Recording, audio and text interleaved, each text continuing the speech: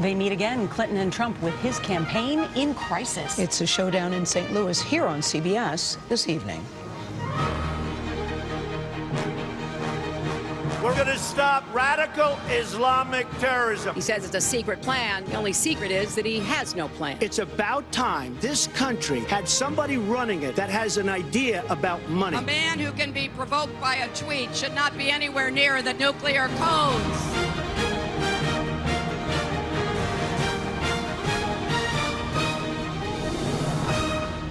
Campaign 2016, a presidential debate. From Washington University in St. Louis, here are Norah O'Donnell, Gayle King, and John Dickerson. And good evening. This is the second of 3 debates between Donald Trump and Hillary Clinton. And if anyone thought that Donald Trump was going to be contrite tonight, they were dead wrong. Wrong big time. It started with a bombshell. Remember Friday, 4 o'clock Eastern time 2 days ago when an 11-year-old video surfaced of Trump making vulgar remarks about women. He has since apologized, but that apology left so many people unsatisfied. Even the makers of Tic Tacs felt that they had to release a statement. And now he's gone on the offensive. That's right. In a political stunt about an hour before the debate, Trump gathered 3 women who claim they are victims of sexual misconduct by former President Bill Clinton. Now, he's also invited those women. They are here inside the debate hall. Hillary Clinton is facing questions, too, about hacked passages that were released that show her speaking to Wall Street. And though she says that she feels far removed from average Americans and talks about the necessity to have both public and private positions on contentious issues. John Dickerson, nobody thought this night was going to start like this. Yes. No, you know, no matter how crazy a campaign gets, usually in a debate night, it forces a certain sense of decorum on all the messiness. But in this reality show campaign, we are now going to have a reality show debate. Donald Trump, people wondered what kind of Donald Trump would show up. Rudy Giuliani compared him to St. Augustine, said he was going to have that kind of conversion. Yes. He has not had that conversion at all. This is now, he's brought this coarseness into the beginning here. This is supposed to be a night about the voters on the stage, but now with this latest revelation, I just hope those voters have seatbelts. Yeah, remember when your mom said, take the high road, it's the road less traveled? I think somebody missed that memo today. Major Garrett covers the Trump campaign. Major, what are you expecting? Well, Gayle, senior Trump advisors know the Republican nominee is in the middle of what they regard as the riskiest act of deflection in modern presidential history, essentially telling the country that Bill Clinton's sordid sexual past is as important, possibly more important, than what the country heard in that leaked video on Friday about Donald Trump's attitude toward women. The risks are threefold. It might raise questions about Trump's temperament, take the focus off issues identified in this election, and deepen the divide between the Republican Party that nominated him and Trump himself. Nancy Cordes is covering the Clinton campaign. Nancy, how will Hillary Clinton deal with this? Well, she's going to weigh in on Trump's comments right at the start of the debate. Her campaign deliberately chose, Nora, not to have her say anything about it over the weekend to heighten the impact tonight when she's standing there on stage right there next to Donald Trump. After the last debate, I asked her what she would do if Donald Trump brought up her husband's past infidelities in this debate. She said he can run his campaign however he wants, but her campaign insists this is a strategy that will backfire. All right, let's go now down to the stage for this debate. Good evening. I'm Martha Raddatz from ABC News. And I'm Anderson Cooper from CNN. We want to welcome you to Washington University in St. Louis for the second presidential debate between Hillary Clinton and Donald Trump, sponsored by the Commission on Presidential Debates. Tonight's debate is a town hall format, which gives voters a chance to directly ask the candidates questions. Martha and I will ask follow-up questions, but the night really belongs to the people in this room and to people across the country who have submitted questions online.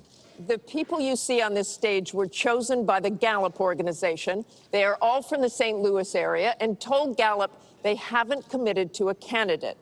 Each of them came here with questions they want to ask, and we saw those questions for the first time this morning.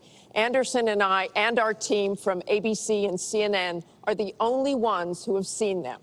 Both candidates will have 2 minutes to answer each audience and online question. We hope to get to as many questions as we can, so we've asked the audience here not to slow things down with any applause, except for now. Ladies and gentlemen, the Republican nominee for President, Donald J. Trump, and the Democratic nominee for President, Hillary Clinton.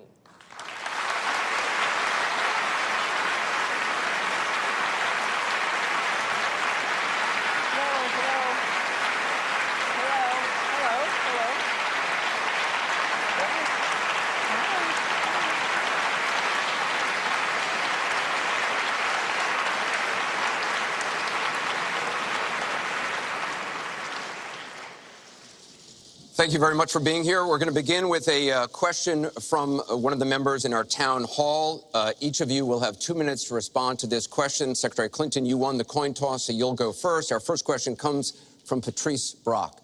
Patrice? Thank you and good evening.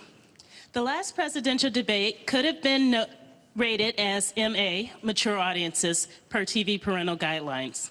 Knowing that educators assign viewing the presidential debates as students' homework, do you feel you're modeling appropriate and positive behavior for today's youth? Well, thank you. Are you a teacher? Yes, I think that that's a very good question, because I've heard from lots of teachers and parents about some of their concerns about some of the things that are being said and done in this campaign. And I think it is very important for us to make clear to our children that our country really is great because we're good. And we are going to respect one another, lift each other up. We are going to be looking for ways to celebrate our diversity. And we are going to try to reach out to every boy and girl, as well as every adult, to bring them in to working on behalf of our country. I have a very positive and optimistic view about what we can do together. That's why the slogan of my campaign is Stronger Together. Because I think if we work together, if we overcome the divisiveness that sometimes sets Americans against one another, and instead we make some big goals, and I've set forth some big goals, getting the economy to work for everyone, not just those at the top, making sure that we have the best education system from preschool through college and making it affordable, and so much else. If we set those goals and we go together to try to achieve them, there's nothing, in my opinion, that America can't do. So that's why I hope that we will come together in this campaign. Obviously, I'm hoping to earn your vote. I'm hoping to be elected in November, and I can promise you I will work with every American. I want to be the president for all Americans, regardless of your political beliefs, where you come from, what you look like, your religion. I want us to heal our country and bring it together, because that's, I think, the best way for us to get the future that our children and our grandchildren deserve. Secretary Clinton, thank you. Mr. Trump, you have 2 minutes. Well, I actually agree with that. I agree with everything she said. I began this campaign because I was so tired of seeing such foolish things happen to our country. This is a great country. This is a great land. I've gotten to know the people of the country over the last year and a half that I've been doing this as a politician. I cannot believe I'm saying that about myself, but I guess I have been a politician. And my whole concept was to make America great again. When I watch the deals being made, when I watch what's happening with some horrible things like Obamacare, where your health insurance and health care is going up by numbers that are astronomical, 68%, 59%, 71%. When I look at the Iran deal and how bad a deal it is for us, it's a one-sided transaction where we're giving back $150 billion to a terrorist state, really the #1 terrorist state. We've made them a strong country from really a very weak country just 3 years ago. When I look at all of the things that I see and all of the potential that our country has, we have such tremendous potential, whether it's in business and trade, where we're doing so badly. Last year, we had an almost $800 billion trade deficit. In other words, trading with other countries, we had an $800 billion deficit. It's hard to believe. Inconceivable. You say, who's making these deals? We're going to make great trade deals. We're going to have a strong border. We're going to bring back law and order. Just today, a policeman was shot, 2 killed, and this is happening on a weekly basis. We have to bring back respect to law enforcement. At the same time, we have to take care of people on all sides. We need justice. But I want to do things that haven't been done, including fixing and making our inner cities better for the African-American citizens that are so great, and for the Latinos, Hispanics. And I look forward to doing it. It's called Make America Great Again. Thank you, Mr. Trump. The question from Patrice was about, are you both modeling positive and appropriate behaviors for today's youth? We received a lot of questions online, Mr. Trump, about the tape that was released on Friday. As you can imagine, you called what you said locker room banter. You described kissing women without consent, grabbing their genitals. That is sexual assault. You brag that you have sexually assaulted women. Do you understand that? No, I didn't say that at all. I don't think you understood what was said. This was locker room talk. I'm not proud of it. I apologize to my family. I apologize to the American people. Certainly, I'm not proud of it. But this is locker room talk. You know, when we have a world where you have ISIS chopping off heads, where you have, and frankly, drowning people in steel cages, where you have wars and horrible, horrible sights all over, where you have so many bad things happening. This is like medieval times. We haven't seen anything like this, the carnage all over the world. And they look and they see. Can you imagine the people that are, frankly, doing so well against us with ISIS? And they look at our country and they see what's going on. Yes, I'm very embarrassed by it. I hate it. But it's locker room talk, and it's one of those things. I will knock the hell out of ISIS. We're going to defeat ISIS. ISIS happened a number of years ago in a vacuum that was left because of bad judgment. And I will tell you, I will take care of ISIS. So, Mr. And Trump, we should get on to much more important things and much bigger things. Just for the record, though, are you saying that what you said on that bus 11 years ago, that you did not actually kiss women without consent or grope women without consent? I have great respect for women. Nobody has more respect for women than I do. So for the record, you're saying you never did that? I said things that, frankly, you hear these things are said. And I was embarrassed by it, but I have tremendous respect for women. Have you ever done those things? Women have respect for me. And I will tell you, no, I have not. And I will tell you that I'm going to make our country safe. We're going to have borders in our country, which we don't have now. People are pouring into our country, and they're coming in from the Middle East and other places.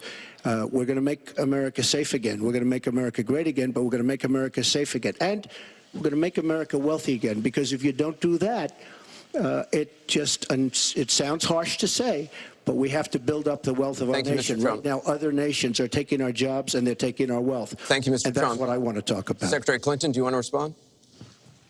Well, like everyone else, I've spent a lot of time thinking over the last 48 hours about what we heard and saw.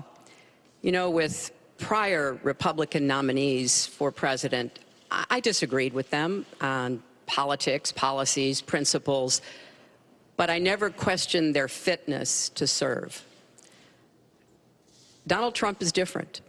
I said starting back in June that he was not fit to be president and commander-in-chief.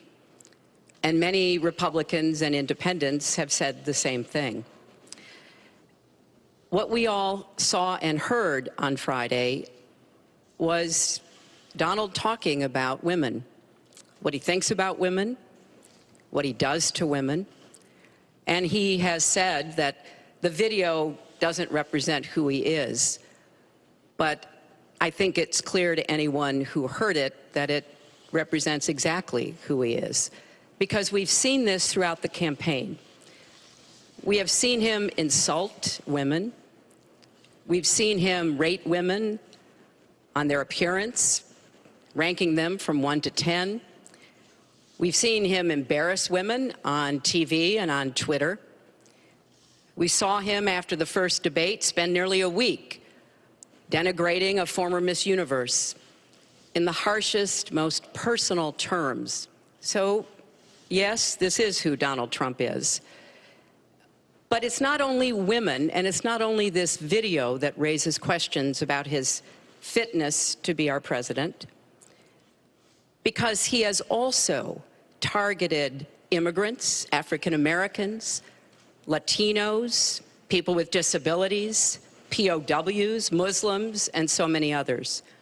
So this is who Donald Trump is. And the question for us, the question our country must answer, is that this is not who we are. That's why, to go back to your question, I want to send a message, we all should, to every boy and girl, and indeed to the entire world, that America already is great, but we are great because we are good. And we will respect one another, and we will work with one another, and we will celebrate our diversity. These are very important values to me, because this is the America that I know and love. And I can pledge to you tonight that this is the America that I will serve if I'm so fortunate enough to become your president. And we want to get to some questions Well, am I from allowed to online. respond to that? I assume I am. Yes, you can respond to that. It's just words, folks. It's just words. Those words, I've been hearing them for many years. I heard them when they were running for the Senate in New York, where Hillary was going to bring back jobs to upstate New York, and she failed. I've heard them where Hillary is constantly talking about the inner cities of our country, which are a disaster, education-wise, job-wise, safety-wise, in every way possible. I'm going to help the African Americans. I'm going to help the Latinos, Hispanics. I am going to help the inner cities. She's done a terrible job for the African Americans. She wants their vote, and she does nothing, and then she comes back 4 years later. We saw that firsthand when she was a United States Senator. She campaigned where the primary part of her campaign. I want to get to audience questions and online questions. So she's allowed to do that, but I'm not allowed to respond.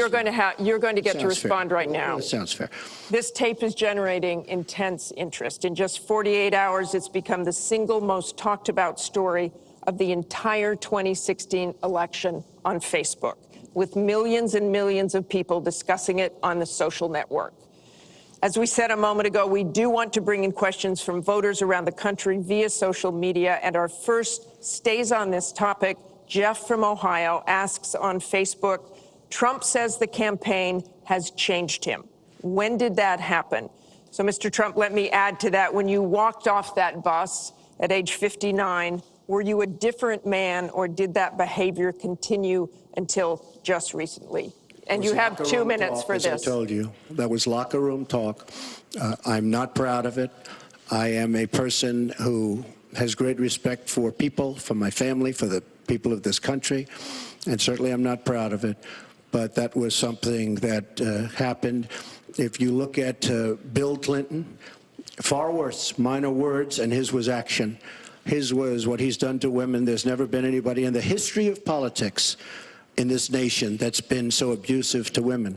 So you can say any way you want to say it, but Bill Clinton was abusive to women. Hillary Clinton attacked those same women and attacked them viciously. 4 of them are here tonight. One of the women, who is a wonderful woman, at 12 years old, was raped at 12.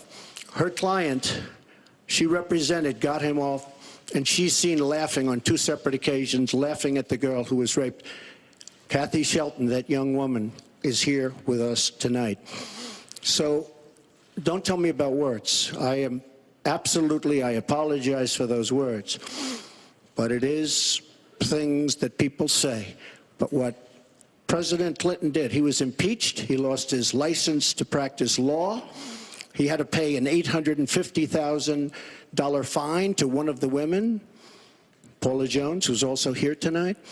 And I will tell you that when Hillary brings up a point like that, and she talks about words that I said 11 years ago, I think it's disgraceful, and I think she should be ashamed of herself, if you want to know the truth. Can we please hold the applause? Secretary Clinton, you have 2 minutes. Well, first, let me start by saying that so much of what he's just said is not right, but he gets to run his campaign any way he chooses. He gets to decide what he wants to talk about. Instead of answering people's questions, talking about our agenda, laying out the plans that we have that we think can make a better life and a better country, that's his choice. When I hear something like that, I am reminded of what my friend Michelle Obama advised us all. When they go low, you go high. And look, if this were just about one video, maybe what he's saying tonight would be understandable. But everyone can draw their own conclusions at this point about whether or not the man in the video or the man on the stage respects women. But he never apologizes for anything to anyone. He never apologized to Mr. and Mrs. Khan, the Gold Star family, whose son, Captain Khan, died in the line of duty in Iraq. And Donald insulted and attacked them for weeks over their religion. He never apologized to the distinguished federal judge who was born in Indiana. But Donald said he couldn't be trusted to be a judge because his parents were, quote, Mexican.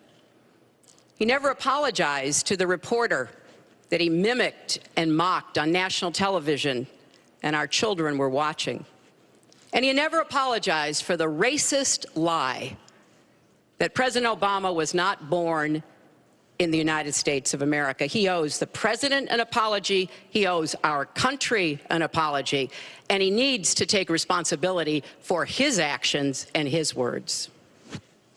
Well, you owe the president an apology because, as you know very well, your campaign, Sidney Blumenthal, he's another real winner that you have, and he's the one that got this started along with your campaign manager, and they were on television just 2 weeks ago, she was saying exactly that. So you really owe him an apology. You're the one that sent the pictures around your campaign, sent the pictures around with President Obama in a certain garb. That was long before I was ever involved, so you actually owe an apology.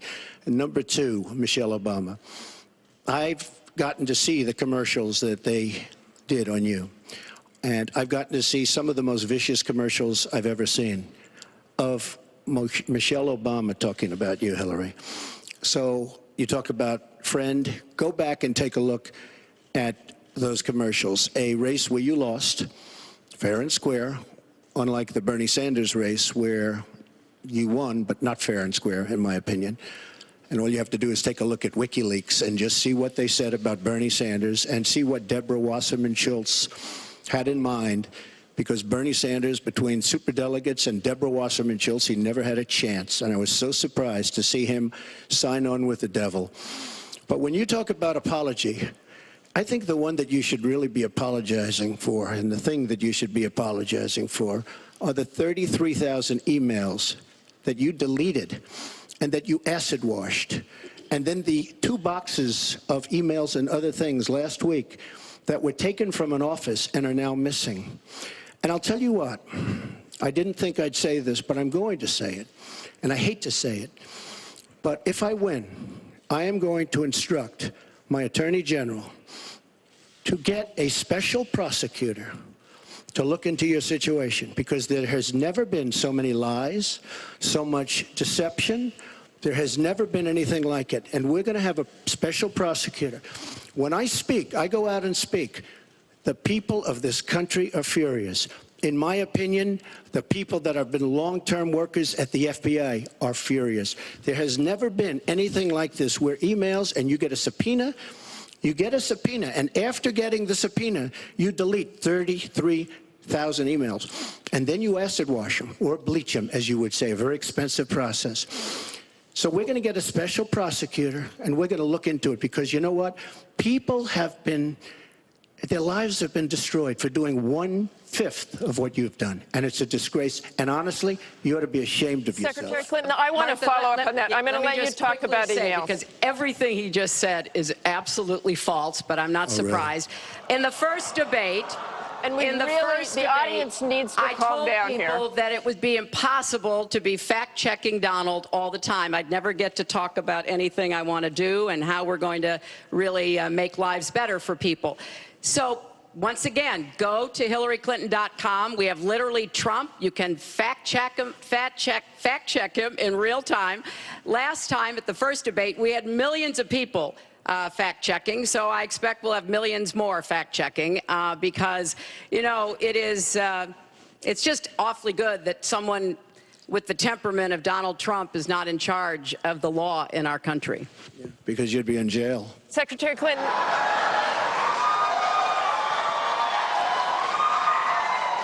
We want to remind the audience to please not talk out loud. Please do not applaud. You're just wasting time. And Secretary Clinton, I do want to follow up on emails. You've said your handling of your emails was a mistake. You disagreed with FBI Director James Comey, calling your handling of classified information, quote, extremely careless. The FBI said that there were 110 classified emails that were exchanged, 8 of which were top secret, and that it was possible hostile actors did gain access to those emails.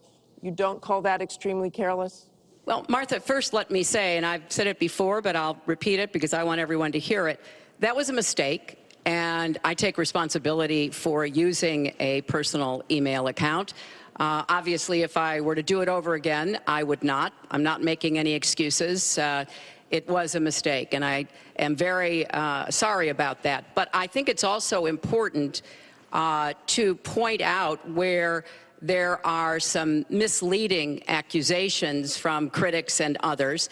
After a year-long investigation, there is no evidence that anyone hacked the server I was using, and there is no evidence that anyone can point to at all, anyone who says otherwise has no basis, that any classified material ended up in the wrong hands. I take classified materials very seriously, and always have. When I was on the Senate Armed Services Committee, I was privy to a lot of classified material. Obviously, as Secretary of State, I had some of the most important secrets that we possess, such as going after bin Laden. So I am very committed to taking classified information seriously, and as I said, there is no evidence that any classified information ended up in the wrong hands. Okay, we're going to move on. And yet, she didn't know the letter C on a document, right? She didn't even know what that letter meant. You know, it's amazing. I'm watching Hillary go over facts, and she's going after fact after fact, and she's lying again because she said what she did with the emails was fine. You think it was fine to delete 33,000 emails? I don't think so. She said the 33,000 emails had to do with her daughter's wedding, number one, and a yoga class. Well, maybe we'll give 3 or 4 or 5 or something. 33,000 emails deleted. And now she's saying there wasn't anything wrong. And more importantly, that was after getting a subpoena. That wasn't before. That was after. She got it from the United States Congress. And I'll be honest, I am so disappointed in congressmen, including Republicans, for allowing this to happen. Our Justice Department, where her husband goes onto the back of an airplane for 39 minutes, talks to the Attorney General days before a ruling is going to be made on her case. But for you to say that there was nothing wrong with you deleting 39,000 emails, again, you should be ashamed of yourself. What you did, and this is after getting a subpoena from the United States Congress. We have to move on. Secretary Clinton, you can respond, and then we got to move on. We want to give the audience a chance you'd be put in jail, let alone after getting a subpoena from the United States Secretary Congress. Clinton, you can respond. Then we have to move on to an audience question. Look, it's just not true, and so please go you didn't delete them? Allow her to respond, please. Personal emails, not official. 33,000? Yeah, well, we turned over 35,000, so it was. What about the other 15,000? Please allow her to respond. She didn't talk while you talked. Yes, that's true. I didn't. Because I didn't in the first debate, and I'm going to try not to in this debate because I'd like to get to the questions that the people have brought here tonight to talk to us about. And get off this question. Okay, Donald, I know you're into big diversion tonight, anything to avoid talking about your campaign and the way it's exploding and the way Republicans are leaving you.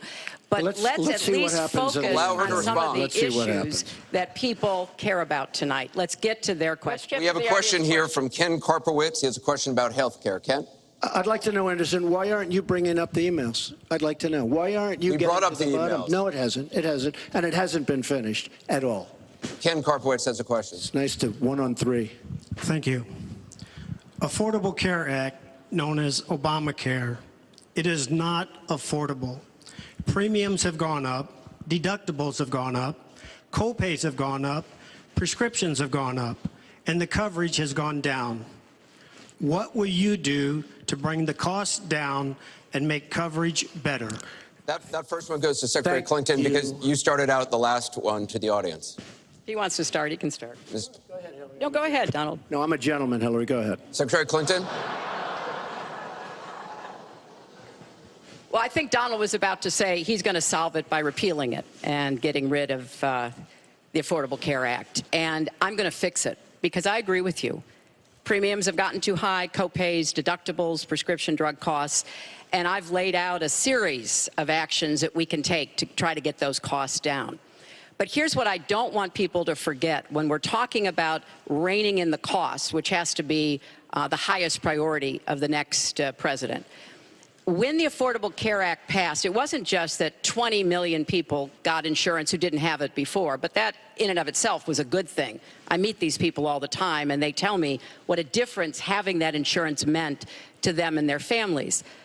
But everybody else, the 170 million of us who get health insurance through our employers, got big benefits. Number one, insurance companies can't deny you coverage because of a pre-existing condition. Number two, no lifetime limits, which is a big deal if you have serious health problems. Number three, women can't be charged more than men for our health insurance, which is the way it used to be before the Affordable Care Act. Number four, if you're under 26 and your parents have a policy, you can be on that policy until the age of 26, something that didn't happen before. So I want very much to save what works and is good about the Affordable Care Act. But we've got to get costs down. We've got to provide some additional help to small businesses so that they can afford to provide health insurance. But if we repeal it, as Donald has proposed, and start over again, all of those benefits I just mentioned are lost to everybody, not just people who get their health insurance on the exchange. And then we would have to start all over again. Right now, we are at 90% health insurance coverage. That's the highest we've ever been in our country. Secretary Clinton, so I want us to get to 100%, but get costs down and keep quality up. Mr. Trump, you have 2 minutes. It is such a great question, and it's maybe the question I get almost more than anything else outside of defense. Obamacare is a disaster. You know it. We all know it. It's going up at numbers that nobody's ever seen worldwide. Nobody's ever seen numbers like this for health care. It's only getting worse. In 17, it implodes by itself.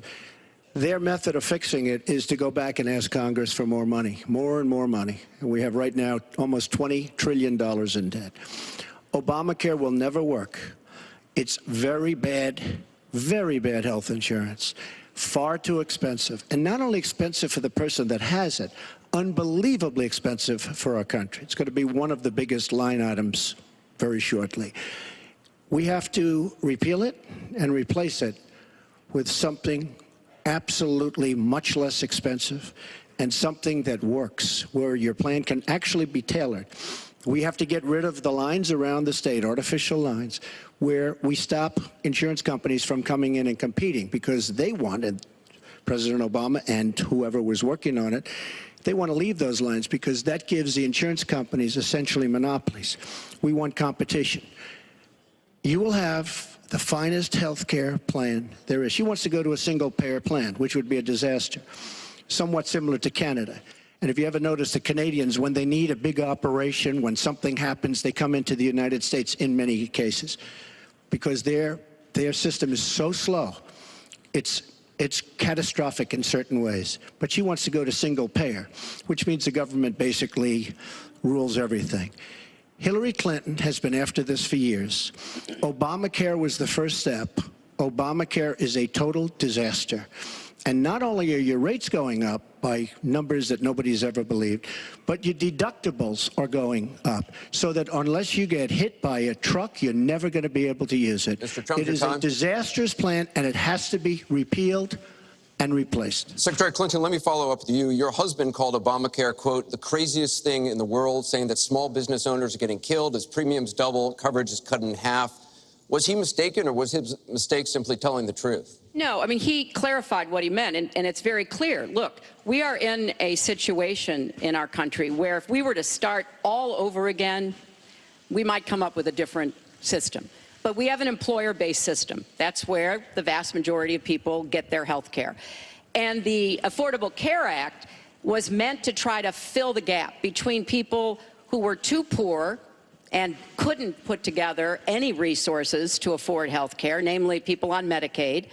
Obviously, Medicare, which is a single-payer system, which takes care of our elderly and does a great job doing it, by the way. And then all the people who were employed, but people who were working but didn't have the money to afford insurance and didn't have anybody, an employer or anybody else, to help them. That was the slot that the Obamacare approach was to take. And like I say, 20 million people now have health insurance. So if we just rip it up and throw it away, what Donald's not telling you is we just turn it back to the insurance companies the way it used to be. And that means the insurance companies get to do pretty much whatever they want, including saying, look, I'm sorry, you've got diabetes, you had cancer, your child has asthma. Your time is up. You may not be able to have insurance because you can't afford it. So let's fix what's broken about it, but let's not throw it away and give it all back to the insurance companies and the drug companies. Let me follow up with you, Mr. That's not going to work. Mr. Trump, let me follow up on this. Just one thing. First of all, Hillary, everything's broken about it, everything.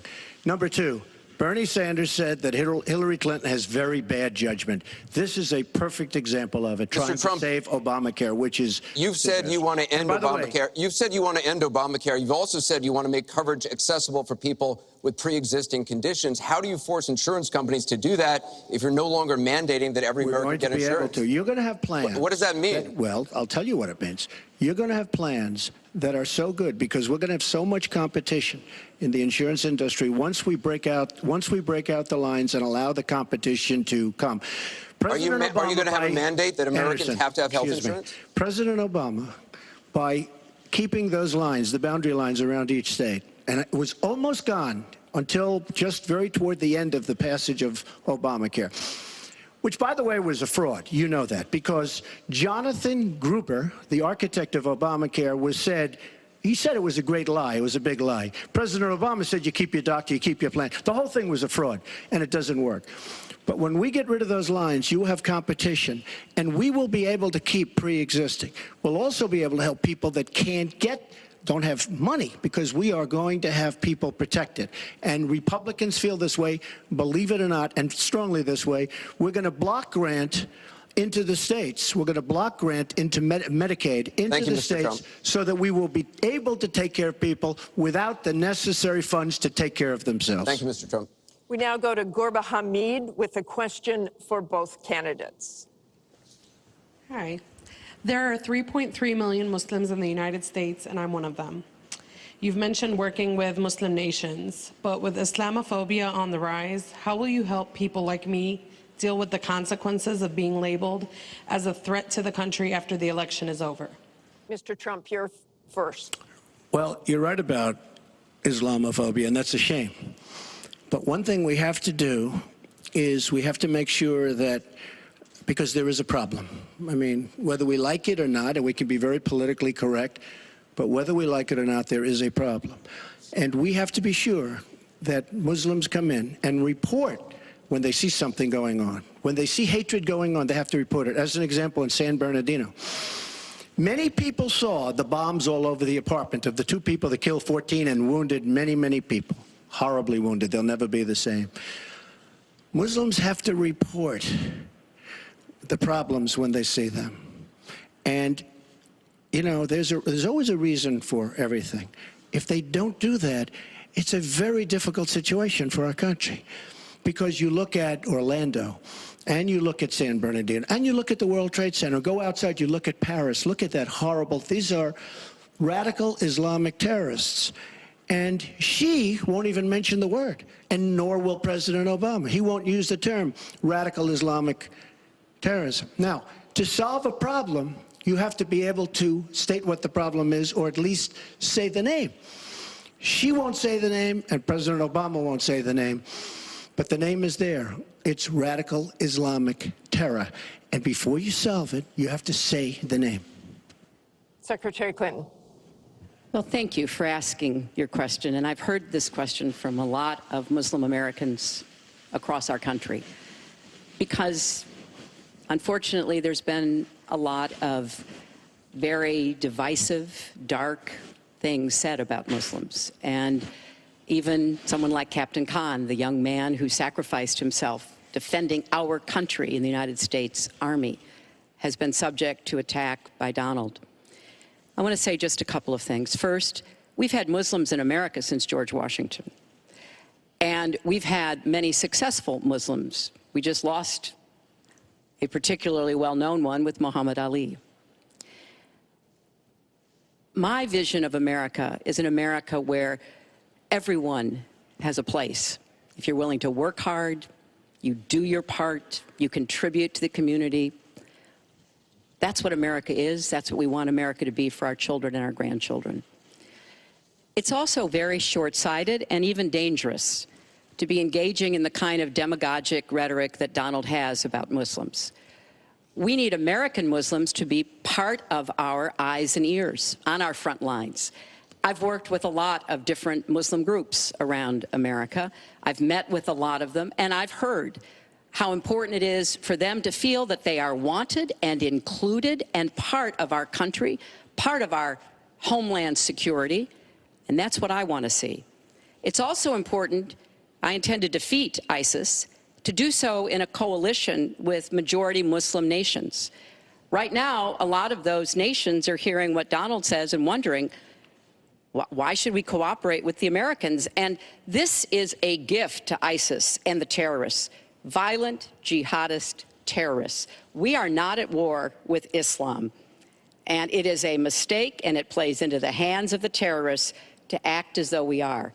So I want a country where citizens like you and your family are just as welcome as anyone else. Thank you, Secretary Clinton. Mr. Trump, in December, you said this: Donald J. Trump is calling for a total and complete shutdown of Muslims entering the United States until our country's representatives can figure out what the hell is going on. We have no choice. We have no choice. Your running mate said this week that the Muslim ban is no longer your position. Is that correct? And if it is, was it a mistake to have a religious test? First of all, Captain Khan is an American hero. And if I were president at that time, he would be alive today. Because unlike her, who voted for the war without knowing what she was doing, I would not have had our people in Iraq. Iraq was a disaster. So he would have been alive today. The Muslim ban is something that in some form has morphed into a extreme vetting from certain areas of the world. Hillary Clinton wants to allow And why did it morph into that? No, did you? No, answer the question. Why do you still believe? You I interrupt do. me all the time. Why don't you Would you interrupt her? please explain whether or not the Muslim ban still stands? It's called extreme vetting. We are going to areas like Syria where they're coming in by the tens of thousands because of Barack Obama, and Hillary Clinton wants to allow a 550% increase over Obama. People are coming into our country like we have no idea who they are, where they're from, what their feelings about our country is, and she wants 550% more. This is going to be the great Trojan horse of all time. We have enough problems in this country. I believe in building safe zones. I believe in having other people pay for them. As an example, the Gulf states who are not carrying their weight, but they have nothing but money, and take care of people. But I don't want to have, with all the problems this country has and all of the problems that you see going on, hundreds of thousands of people coming in from Syria when we know nothing about them. We know nothing about their values, and we know nothing about their love for our country. And Secretary Clinton, let me ask you about that, because you have asked for an increase from 10 to 65,000 Syrian refugees. We know you want tougher vetting. That's not a perfect system. So why take the risk of having those refugees come into the country? Well, first of all, I will not let anyone into our country that I think poses a risk to us. But there are a lot of refugees, women and children. Think of that picture we all saw of that 4-year-old boy with the blood on his forehead because he'd been bombed by the Russian and Syrian air forces. There are children suffering in this catastrophic war, largely, I believe, because of Russian aggression, and we need to do our part. We by no means are carrying anywhere near the load that Europe and others are. But we will have vetting that is as tough as it needs to be from our professionals, our intelligence experts, and others. But it is important for us as a policy, not to say, as Donald has said, we're going to ban people based on a religion. How do you do that? We are a country founded on religious freedom and liberty. How do we do what he has advocated without causing great distress within our own country? Are we going to have religious tests when people fly into our country? And how do we expect to be able to implement those? So I thought that what he said was extremely unwise and even dangerous. And indeed, you can look at the propaganda on a lot of the terrorist sites, and what Donald Trump says about Muslims is used to recruit fighters because they want to create a war between us. And the final thing I would say, this is the 10th or 12th time that he's denied being for the war in Iraq. We have it on tape. The entire press corps has looked at it. It's been debunked, but it never stops him from saying whatever he wants to say. Has not been debunked. So please has not been debunked. And go to HillaryClinton.com and you can see it. I was against the war in Iraq. Has not been debunked. And you voted for it, and you shouldn't have. Well, I just want There's been lots of fact-checking on that. I'd like to move on to an online question. She just went about 25 seconds over her time. She Could did I not. just respond to this, please? Very quickly, please. Hillary Clinton, in terms of having people come into our country, we have many criminal illegal aliens. When we want to send them back to their country says we don't want them. In some cases, they're murderers, drug lords, drug problems, and they don't want them. And Hillary Clinton, when she was Secretary of State, said, that's okay, we can't force it into their country. Let me tell you, I'm going to force them right back into their country. They're murderers and some very bad people. And I will tell you very strongly, when Bernie Sanders said she had bad judgment, she has really bad judgment, because we are letting people into this country that are going to cause problems and crime like you've never seen. We're also letting drugs pour through our southern border at a record clip, and it shouldn't be allowed to happen. ICE just endorsed me. They've never endorsed a presidential candidate. The Border Patrol agents, 16,500, just recently endorsed me. And they endorsed me because I understand the border. She doesn't. She wants amnesty for everybody. Come right in, come right over.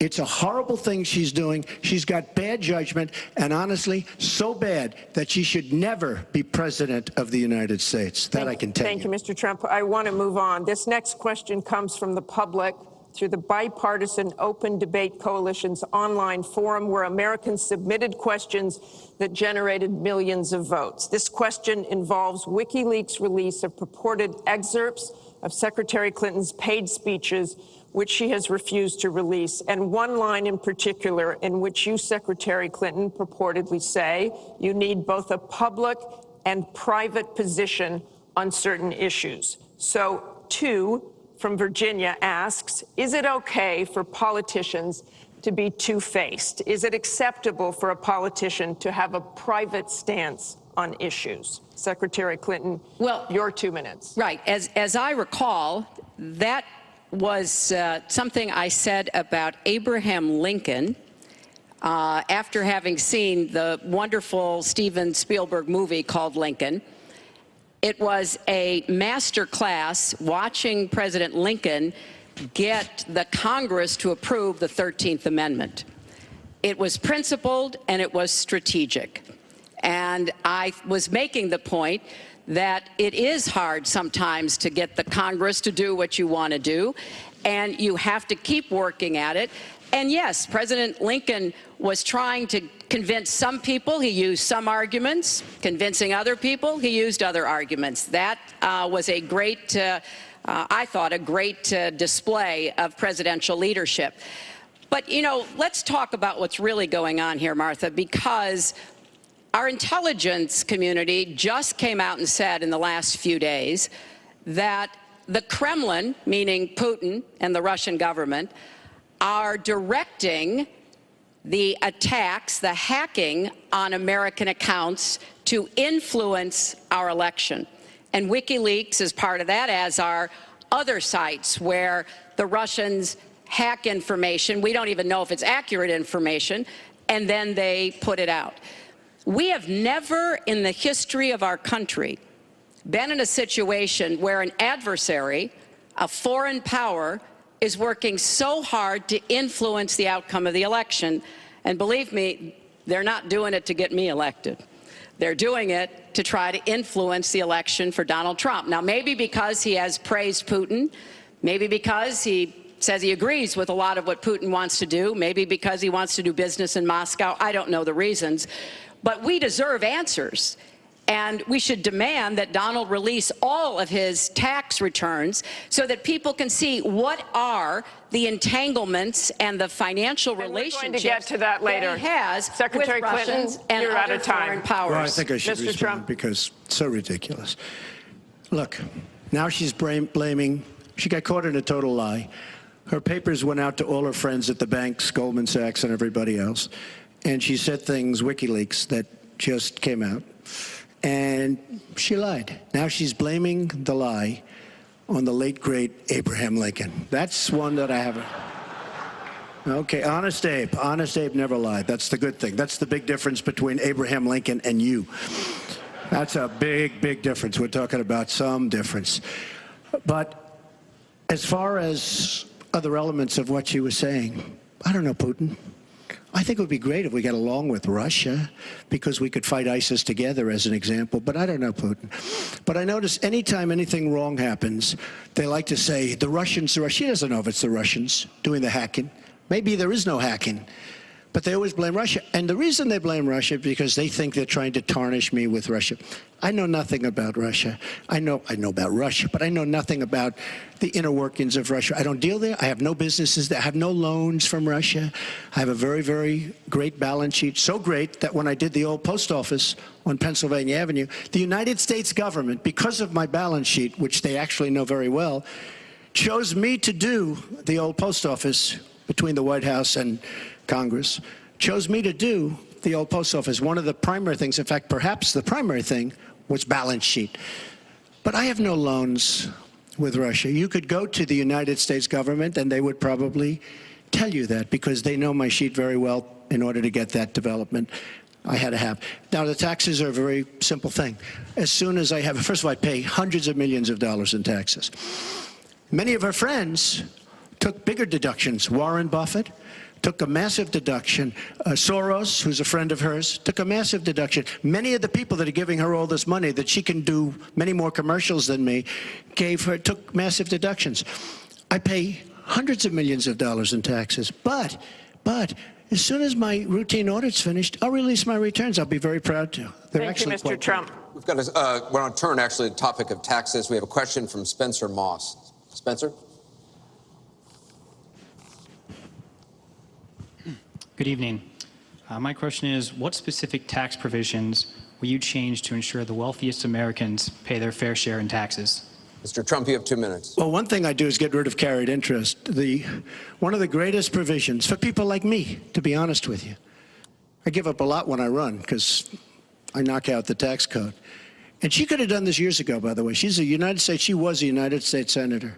She complains that Donald Trump took advantage of the tax code. Well, why didn't she change it? Why didn't you change it when you were a senator? The reason you didn't is that all your friends take the same advantage that I do. And I do. You have provisions in the tax code that, frankly, we could change. But you wouldn't change it because all of these people give you the money so you can take negative ads on Donald Trump. And I say that about a lot of things. You know, I've heard Hillary complaining about so many different things over the years. Oh, we should have done this. But she's been there for 30 years. She's been doing this stuff. She never changed, and she never will change. She never will change. We're getting rid of carried interest provisions. I'm lowering taxes, actually, because I think it's so important for corporations, because we have corporations leaving, massive corporations and little ones. Little ones can't form. We're getting rid of regulations, which goes hand in hand with the lowering of the taxes. But we're bringing the tax rate down from 35% to 15%. We're cutting taxes for the middle class, and I will tell you, we are cutting them big league for the middle class. And I will tell you, Hillary Clinton is raising your taxes, folks. You can look at me. She's raising your taxes really high. And what that's going to do is a disaster for the country. But she is raising your taxes, and I'm lowering your taxes. That in itself is a big difference. We are going to be thriving again. We have no growth in this country. There's no growth. If China has a GDP of 7%, it's like a national catastrophe. We're down at 1%. And that's like no growth. And we're going lower. in my opinion. And a lot of it has to do with the fact that our taxes are so high, just about the highest in the world. And I'm bringing them down to one of the lower in the world. And I think it's so important, one of the most important things we can do. But she is raising everybody's taxes massively. Secretary Clinton, you have 2 minutes. The question was, what specific tax provisions will you change to ensure the wealthiest Americans pay their fair share of taxes? Well, everything you've heard just now from Donald is not true. I'm sorry I have to keep saying this, but he lives in an alternative reality. And it is sort of amusing to hear somebody who hasn't paid federal income taxes in maybe 20 years talking about what he's going to do. But I'll tell you what he's going to do. His plan will give the wealthy and corporations the biggest tax cuts they've ever had, more than the Bush tax cuts by at least a factor of 2. Donald always takes care of Donald and people like Donald, and this would be a massive gift. And indeed, the way that he talks about his tax cuts would end up raising taxes on middle-class families, millions of middle-class families. Now, here's what I want to do. I have said nobody who makes less than $250,000 a year, and that's the vast majority of Americans, as you know, will have their taxes raised, because I think we've got to go where the money is. And the money is with people who've taken advantage of every single break in the tax code. And yes, when I was a senator, I did vote to close corporate loopholes. I voted to close, I think, one of the loopholes he took advantage of when he claimed $1 billion loss that enabled him to avoid paying taxes. I want to have a tax on people who are making $1 million. It's called the Buffett rule. Yes, Warren Buffett is the one who's gone out and said somebody like him should not be paying a lower tax rate than his secretary. I want to have a surcharge on incomes above $5 million. We have to make up for lost times, because I want to invest in you. I want to invest in hardworking families. And I think it's been unfortunate, but it's happened, that since the Great Recession, the gains have all gone to the top. And we need to reverse that. People like Donald, who paid 0 in taxes, 0 for our vets, 0 for our military, 0 for health and education. That is wrong. Thank you, and we're Secretary. going to make sure that nobody, no corporation and no individual can get away without paying his fair share to support our country. Mr. Trump, I want to give you the chance to respond. I just want to tell our viewers what she's referring to. In the last month, taxes were the #1 issue on Facebook for the first time in the campaign. The New York Times published 3 pages of your 1995 tax returns. They show you claimed a $916 million loss, which means you could have avoided paying personal federal income taxes for years. You've said you pay state taxes, employee taxes, real estate taxes, property taxes. You have not answered, though, a simple question. Did you use that $916 million loss to avoid paying personal federal income taxes for years? Of course I do. Of course I do. And so do all of her donors, or most of her donors. I know many of her donors. Her donors took massive tax write-offs. So have a you lot not of paid my personal federal income taxes? A lot of my write-off was depreciation and other things that Hillary, as a senator, allowed. And she'll always allow it, because the people that give her all this money, they want it. That's why. See, I understand the tax code better than anybody that's ever run for president. Hillary Clinton, and it's extremely complex, Hillary Clinton has friends that want all of these provisions, including they want the carried interest provision, which is very important to Wall Street people, but they really want the carried interest provision, which I believe Hillary's leaving. It's very interesting why she's leaving carried interest. But I will tell you that, #1, I pay tremendous numbers of taxes. I absolutely used it, and so did Warren Buffett, and so did George Soros, and so did many of the other people that Hillary is getting money from. Now, I won't mention their names because they're rich, but they're not famous, so we won't make them famous. Can you say how many years you have avoided paying personal federal income taxes? No, but I pay tax, and I pay federal tax, too. But I have a write-off. A lot of it's depreciation, which is a wonderful charge. I love depreciation. You know, she's given it to us. Hey, if she had a problem, for 30 years she's been doing this, Anderson. I say it all the time. She talks about health care. Why didn't she do something about it? She talks about taxes. Why didn't she do something about it? She doesn't do anything about anything other than talk. With her, it's all talk and no action. In the past, and again, Bernie Sanders, it's really bad judgment. She has made bad judgment not only on taxes, she's made bad judgments on Libya, on Syria, on Iraq. I mean, her and Obama, whether you like it or not, the way they got out of Iraq, the vacuum they've left, that's why ISIS formed in the first place. They started from that little area, and now they're in 32 different nations, Hillary. Congratulations. Great job. I want you to be able to respond, Secretary Clinton. Well, here we go again. I've been in favor of getting rid of carried interest for years, starting when I was a senator from New York. But that's not the point here. Why didn't you do it? Why didn't you do it? Allow her to respond. Because I was a senator with a Republican president. Oh, really? I will be the you president. You could have done it. If you were an effective, senator, you could have done it. If you were an effective senator, you could have done it. But you were not an effective Please allow her to senator. respond. She didn't interrupt you. You know, under our Constitution, presidents have something called veto power. Look, he has now said repeatedly, 30 years this and 30 years that. So let me talk about my 30 years in public service. I'm very glad to do so. 8 million kids every year have health insurance because when I was First Lady, I worked with Democrats and Republicans to create the Children's Health Insurance Program. Hundreds of thousands of kids now have a chance to be adopted because I worked to change our adoption and foster care system. After 9/11, I went to work with Republican mayor, governor, and president to rebuild New York and to get health care for our first responders who were suffering because they had run toward danger and gotten sickened by it. Hundreds of thousands of National Guard and Reserve members have health care because of work that I did. And children have safer medicines because I was able to pass a law that required the dosing to be more carefully done. When I was Secretary of State, I went around the world advocating for our country, but also advocating for women's rights, to make sure that women had a decent chance to have a better life, and negotiated a treaty with Russia to lower nuclear weapons.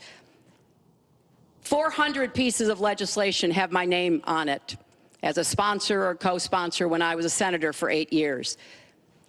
I worked very hard and was very proud to be reelected in New York by an even bigger margin than I had been elected the first time.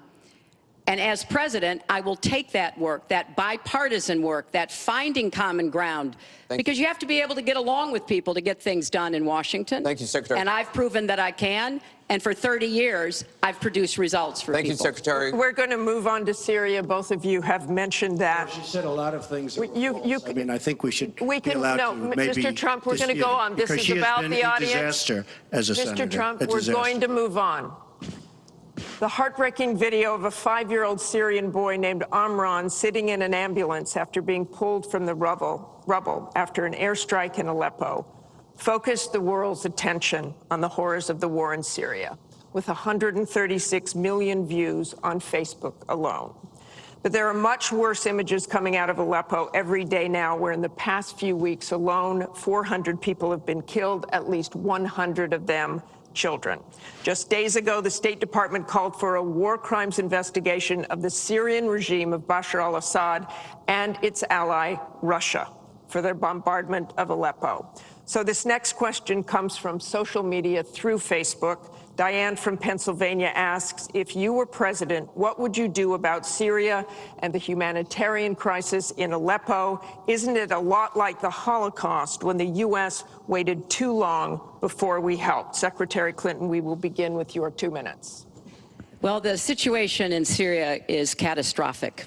And every day that goes by, we see the results of the regime by Assad in partnership with the Iranians on the ground, the Russians in the air, bombarding places, in particular Aleppo, where there are hundreds of thousands of people, probably about 250,000 still left.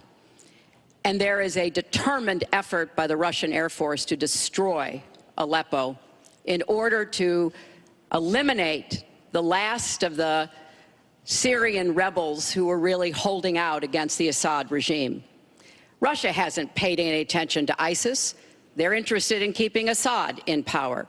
So when I was Secretary of State, advocated, and I advocate today, a no-fly zone and safe zones. We need some leverage with the Russians because they're not going to come to the negotiating table for a diplomatic resolution unless there is some leverage over them. And we have to work more closely with our partners and allies on the ground. But I want to emphasize that what is at stake here is the ambitions and the aggressiveness of Russia. Russia has decided that it's all in Syria, and they've also decided who they want to see become president of the United States, too, and it's not me. I've stood up to Russia. I've taken on Putin and others, and I would do that as president. I think wherever we can cooperate with Russia, that's fine, and I did as Secretary of State. That's how we got a treaty reducing nuclear weapons. It's how we got the sanctions on Iran that put a lid on the Iranian nuclear program without firing a single shot. So I would go to the negotiating table with more leverage than we have now. But I do support the effort to investigate for crimes, war crimes, committed by the Syrians and the Russians and try to hold them accountable. Thank you, Secretary Clinton. First of all, Mr. she Trump. was there as Secretary of State with the so-called line in the sand, which... No, I wasn't. I was gone. I hate to interrupt you, but you were in at some contact, point, excuse me. At some point, we need you to do were in some total fact-checking contact here. with the White House. And perhaps, sadly, Obama probably still listened to you. I don't think he'd be listening to you very much anymore. Obama draws the line in the sand. It was laughed at all over the world what happened. Now, with that being said, she talks tough against Russia. But our nuclear program has fallen way behind, and they've gone wild with their nuclear program. Not good. Our government shouldn't have allowed that to happen. Russia is new in terms of nuclear. We are old, we're tired, we're exhausted in terms of nuclear. A very bad thing. Now, she talks tough. She talks really tough against Putin and against Assad. She talks in favor of the rebels. She doesn't even know who the rebels are. You know, every time we take rebels, whether it's in Iraq or anywhere else, we're arming people. And you know what happens? They end up being worse than the people. Look at what she did in Libya with Gaddafi. Gaddafi's out. It's a mess. And by the way, ISIS has a good chunk of their oil. I'm sure you probably have heard that. It was a disaster. Because the fact is, almost everything she's done in foreign policy has been a mistake, and it's been a disaster. But if you look at Russia, just take a look at Russia, and look at what they did this week, where I agree she wasn't there, but possibly she's consulted. We sign a peace treaty. Everyone's all excited. Well, what Russia did with Assad, and by the way, with Iran, who you made very powerful with the dumbest deal perhaps I've ever seen in the history of deal making, the Iran deal with $150 billion, with the $1.7 billion in cash, which is enough cash to fill up this room. But look at that deal. Iran now and Russia are now against us. So she wants to fight. She wants to fight for rebels. There's only one problem. You don't even know who the rebels are. Mr. Trump, So Mr. what's Trump, the your purpose? 2 minutes And one thing I have to say, your 2 minutes I don't is like up. Assad at all, but Assad is killing ISIS. Russia is killing ISIS, and Iran is killing ISIS. And those three have now lined up because of our weak foreign policy. Mr. Trump, let me repeat the question. If you were president, what would you do about Syria and the humanitarian crisis in Aleppo? And I want to remind you what your running mate said. He said provocations by Russia need to be met with American strength, and that if Russia continues to be involved in airstrikes along with the Syrian government forces of Assad, the United States of America should be prepared to use military force to strike the military targets of the Assad regime. Okay. He and I haven't spoken, and I disagree. I disagree. You disagree with your running mate. I think we have to knock out ISIS. Right now, Syria is fighting ISIS. We have people that want to fight both at the same time. But Syria is no longer Syria. Syria is Russia, and it's Iran, who she made strong, and Kerry and Obama made into a very powerful nation and a very rich nation very, very quickly, very, very quickly. I believe we have to get ISIS. We have to worry about ISIS before we can get too much more involved. She had a chance to do something with Syria. They had a chance, and that was the line. What do you think will happen if Aleppo falls? I think Aleppo is a disaster, humanitarian-wise. What do you think will happen if it falls? I think that it basically has fallen, okay? It basically has fallen. Let me tell you something. You take a look at Mosul. The biggest problem I have with the stupidity of our foreign policy. We have Mosul. They think a lot of the ISIS leaders are in Mosul. So we have announcements coming out of Washington and coming out of Iraq. We will be attacking Mosul in 3 weeks or 4 weeks. Well, all of these bad leaders from ISIS are leaving Mosul. Why can't they do it quietly? Why can't they do the attack, make it a sneak attack, and after the attack is made, inform the American public that we've knocked out the leaders, we've had a tremendous success. People leave. Why do they have to say we're going to be attacking Mosul within the next 4 to 6 weeks, which is what they're saying? How stupid is our country? There are sometimes reasons the military does that. Psychological I can't warfare. think of any. I can't think of any. It and I'm might pretty be good to at it. help We get have General civilians Flynn, out. And we have, look, I have 200 generals and admirals who endorse me. I have 21 Congressional Medal of Honor recipients who endorse me. We talk about it all the time. They understand. Why can't they do something secretively where they go in and they knock out the leadership? Why would these people stay there? I've been reading now for weeks. Tell me what your Martha, I've been reading now strategy for is. weeks about Mosul, that it's the harbor of where, between Raqqa and Mosul. This is where they think the ISIS leaders are. Why would they be staying? They're not staying there anymore. They're gone. Because everybody's talking about how Iraq, which is us, with our leadership, goes in to fight Mosul. Now, with these 200 admirals and generals, they can't believe it. All I say is this: General George Patton, General Douglas MacArthur are spinning in their grave at the stupidity of what we're doing in the Middle East. I'm going to go to Secretary Clinton. Secretary Clinton, you want Assad to go. You advocated arming rebels, but it looks like that may be too late for Aleppo. You talk about diplomatic efforts. Those have failed. Ceasefires have failed. Would you introduce the threat of U.S. military force beyond a no-fly zone against the Assad regime to back up diplomacy? I would not use American ground forces in Syria. I think that would be a very serious mistake. I don't think American troops should be holding territory, which is what they would have to do as an occupying force. I don't think that is a smart strategy. I do think the use of special forces, which we're using, the use of enablers and trainers in Iraq, which has had some positive effects, are very much in our interests. And so I do support what is happening. But what would you do differently than President Obama is doing? Martha, I hope that by the time everything. I hope by the time I am president that we will have pushed ISIS out of Iraq. I do think that there is a good chance that we can take Mosul. Donald says he knows more about ISIS than the generals. No, he doesn't. There are a lot of very important planning going on, and some of it is to signal to the Sunnis in the area, as well as Kurdish Peshmerga fighters, that we all need to be in this, and that takes a lot of planning and preparation. I would go after Baghdadi. I would specifically target Baghdadi, because I think our targeting of al-Qaeda leaders, and I was involved in a lot of those operations, highly classified ones, made a difference. So I think that could help. I would also consider arming the Kurds. The Kurds have been our best partners in Syria as well as Iraq. And I know there's a lot of concern about that in some circles, but I think they should have the equipment they need so that Kurdish and Arab fighters on the ground are the principal way that we take Raqqa after pushing ISIS out of Iraq. Thank you very much. We're going to move on. It's funny, she went over a minute over, and you don't stop her. When I go 1 second over, it's like you a had big deal. many answers. It's really very interesting. We've got a question over here from James Carter. Mr. Carter?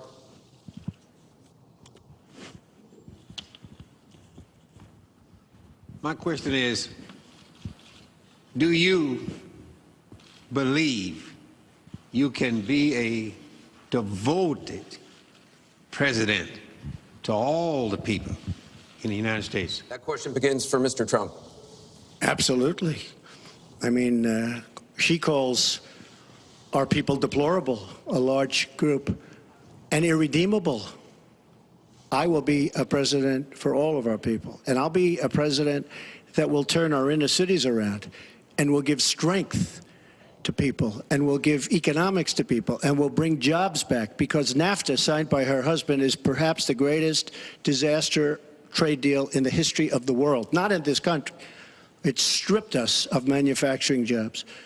We lost our jobs.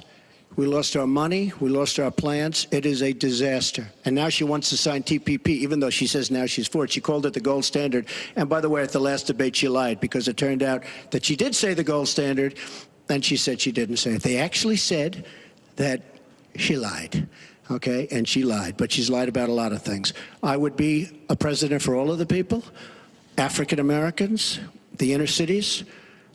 Devastating what's happening to our inner cities. She's been talking about it for years. As usual, she talks about it, nothing happens. She doesn't get it done. Same with the Latino Americans, the Hispanic Americans, the same exact thing. They talk, they don't get it done. You go into the inner cities and you see it's 45% poverty. African Americans now, 45% poverty in the inner cities. The education is a disaster. Jobs are essentially non-existent. I mean, it's, you know, and I've been saying at big speeches where I have 20 and 30,000 people, what do you have to lose? It can't get any worse. And she's been talking about the inner cities for 25 years. Nothing's going to ever happen. Let me tell you, if she's president of the United States, nothing's going to happen. It's just going to be talk. And all of her friends, the taxes we were talking about, and I would just get it by osmosis. She's not doing any me favors. But by doing all the others favors, she's doing me favors. Mr. Trump, thank you. But I will tell you, she's all talk. It doesn't get done. All you have to do is take a look at her Senate run. Take a look at upstate New York. Your 2 minutes is up. Secretary Clinton, it turned out 2 to minutes. be a disaster. You have 2 minutes, Secretary Clinton. Well, 67% of the people voted to re-elect me when I ran for my second term, and I was very proud and very humbled by that. Mr. Carter, I have tried my entire life to do what I can to support children and families. You know, right out of law school, I went to work for the Children's Defense Fund, and Donald talks a lot about, you know, the 30 years I've been in public service. I'm proud of that. You know, I started off as a young lawyer working against discrimination against African American children in schools and in the criminal justice system. I worked to make sure that kids with disabilities could get a public education, something that I care very much about. I have worked with Latinos. One of my first jobs in politics was down in South Texas, registering Latino citizens to be able to vote. So I have a deep devotion, to use your absolutely correct word, to making sure that every American feels like he or she has a place in our country. And I think when you look at the letters that I get, a lot of people are worried that maybe they wouldn't have a place in Donald Trump's America. They write me, and one woman wrote me about her son, Felix. She adopted him from Ethiopia when he was a toddler. He's 10 years old now. This is the only country he's ever known.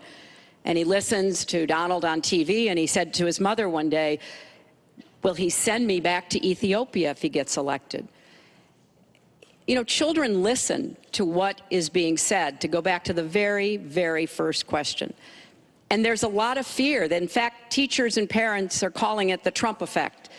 Bullying is up. A lot of people are feeling, you know, uneasy. A lot of kids are expressing their concerns. So first and foremost, I will do everything I can to reach out to everybody, Secretary Democrats, Clinton. Republicans, independents, people across our country. If you don't vote for me, I still want to be your president. Your I 2 want to minutes be is the up. best president I can be for every American. Secretary Clinton, your 2 minutes is up. I want to follow up on something that Donald Trump actually said to you, a comment you made last month. You said that half of Donald Trump's supporters are, quote, deplorables, racist, sexist, homophobic, xenophobic, Islamophobic.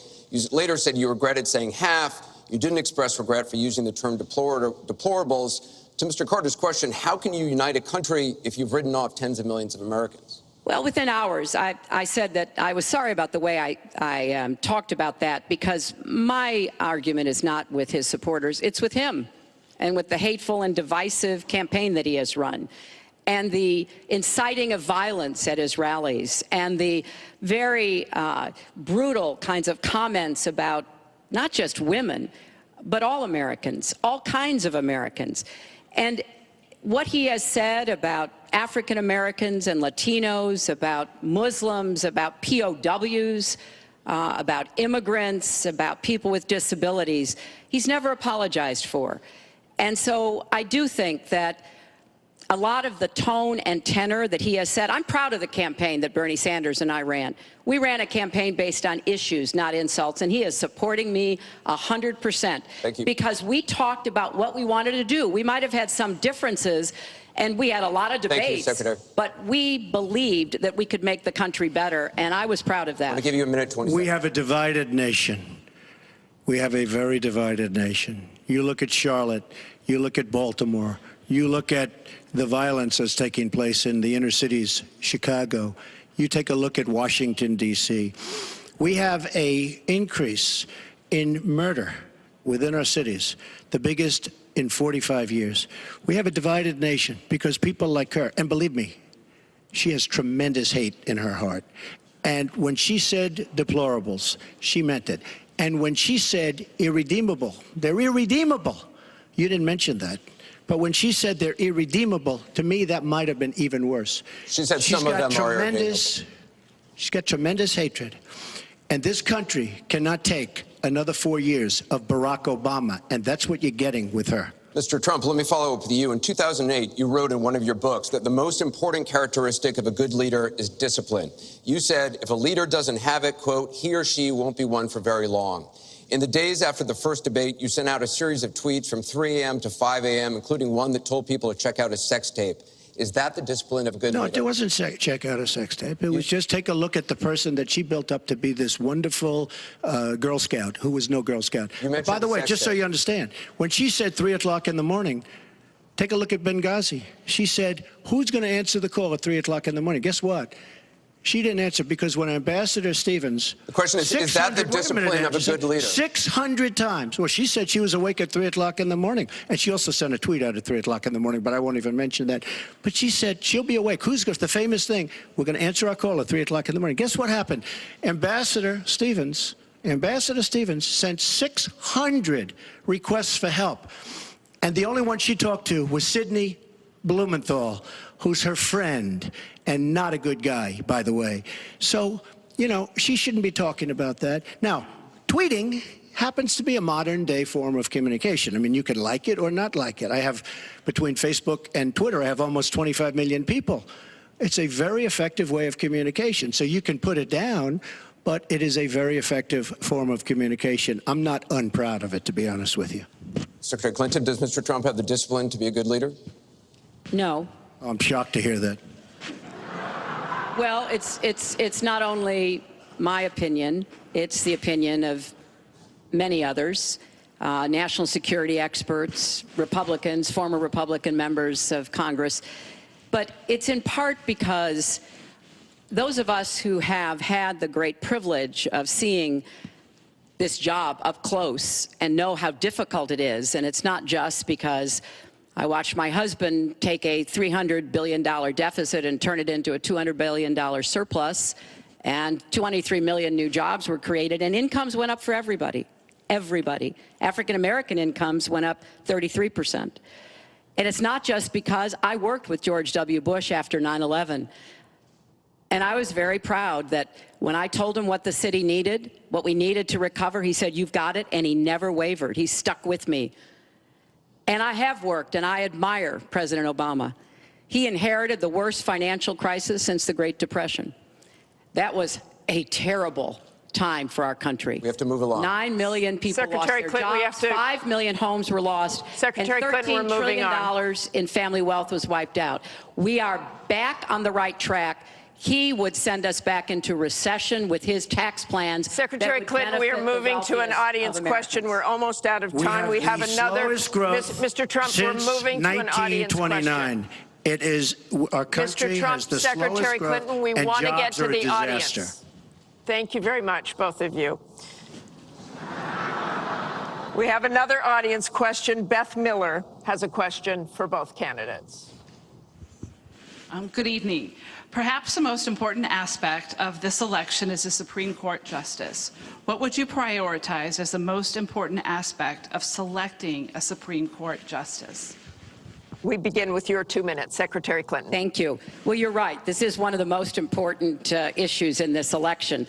I want to appoint Supreme Court justices who understand the way the world really works, who have real-life experience, who have not just been in a big law firm and maybe clerked for a judge and then gotten on the bench, but maybe they tried some more cases. They actually understand what people are up against, because I think the current court has gone in the wrong direction. And so I would want to see the Supreme Court reverse Citizens United and get dark, unaccountable money out of our politics. Donald doesn't agree with that. I would like the Supreme Court to understand that voting rights are still a big problem in many parts of our country, that we don't always do everything we can to make it possible for people of color and older people and young people to be able to exercise their franchise. I want a Supreme Court that will stick with Roe v. Wade and a woman's right to choose, and I want a Supreme Court that will stick with marriage equality. Now, Donald has put forth the names of some people that he would consider, and among the ones that he has suggested are people who would reverse Roe v. Wade and reverse marriage equality. I think that would be a terrible mistake and would take us backwards. I want a Supreme Court that doesn't always side with corporate interests. I want a Supreme Court that understands because you're wealthy and you can give more money to something doesn't mean you have any more rights or should have any more rights than anybody else. So I have very clear views about what I want to see to change the balance on the Supreme Court. And I regret deeply that the Senate has not done its job, and they have not permitted a vote on the person that President Obama, a highly qualified person, they've not given him a vote to be able to have the full complement of 9 Supreme Court justices. I think that was a dereliction of duty. I hope that they will see their way to doing it, but if I am so fortunate enough as to be president, I will immediately move to make sure that we fill that. We have 9 justices Secretary and they get to work on behalf of our people. Thank you. You're out of time, Mr. Trump. Justice Scalia, great judge, died recently, and we have a vacancy. I am looking to appoint judges very much in the mold of Justice Scalia. I'm looking for judges, and I've actually picked 20 of them so that people would see, highly respected, highly thought of, and actually very beautifully reviewed by just about everybody, but people that will respect the Constitution of the United States. And I think that this is so important. Also, the Second Amendment, which is totally under siege by people like Hillary Clinton. They'll respect the Second Amendment and what it stands for, what it represents. So important to me. Now, Hillary mentioned something about contributions, just so you understand. So I will have, in my race, more than $100 million put in of my money, meaning I'm not taking all of this big money from all of these different corporations like she's doing. What I ask is this. So I'm putting in more than, by the time it's finished, I'll have more than $100 million invested. Pretty much self-funding mine. We're raising money for the Republican Party, and we're doing tremendously on the small donation, $61 average or so. I asked Hillary, why doesn't she made $250 million by being in office? She used the power of her office to make a lot of money. Why isn't she funding, not for $100 million, but why don't you put 10 or 20 or 25 or $30 million into your own campaign? It's $30 million less for special interests that will tell you exactly what to do. And it would really, I think, be a nice sign to the American public. Why aren't you putting some money in? You have a lot of it. You've made a lot of it because of the fact that you've been in office. You made a lot of it while you were Secretary of State, actually. So why aren't you putting money into your own campaign? I'm just curious. Well, thank you very much. Thank you. We're going to get on to one more question. The question was about the Supreme Court, and I just want to quickly say, very quickly, I respect the Second Amendment, but I believe there should be comprehensive background checks, and we should close the gun show loophole and close the online loophole. We have one more question, as many Mrs. lives Clinton. as we possibly can. We have one more question from Ken Bone about energy policy. Ken? What steps will your energy policy take to meet our energy needs while at the same time remaining environmentally friendly and minimizing job loss for fossil power plant workers? Mr. Trump, 2 minutes. Absolutely. I think it's such a great question because energy is under siege by the Obama administration, under absolute siege. The EPA, Environmental Protection Agency, is killing these energy companies. And foreign companies are now coming in, buying so many of our different plants, and then rejiggering the plant so that they can take care of their oil. We are killing, absolutely killing, our energy business in this country. Now, I'm all for alternative forms of energy, including wind, including solar, etc. But we need much more than wind and solar. And you look at our miners. Hillary Clinton wants to put all the miners out of business. There is a thing called clean coal. Coal will last for 1,000 years in this country. Now we have natural gas and so many other things because of technology. We have unbelievable, we have found over the last 7 years, we have found tremendous wealth right under our feet. So good, especially when you have 20 trillion in debt. I will bring our energy companies back. They'll be able to compete. They'll make money. They'll pay off our national debt. They'll pay off our tremendous budget deficits, which are tremendous. But we are putting our energy companies out of business. We have to bring back our workers. You take a look at what's happening to steel and the cost of steel, and China dumping vast amounts of steel all over the United States, which essentially is killing our steel workers and our steel companies.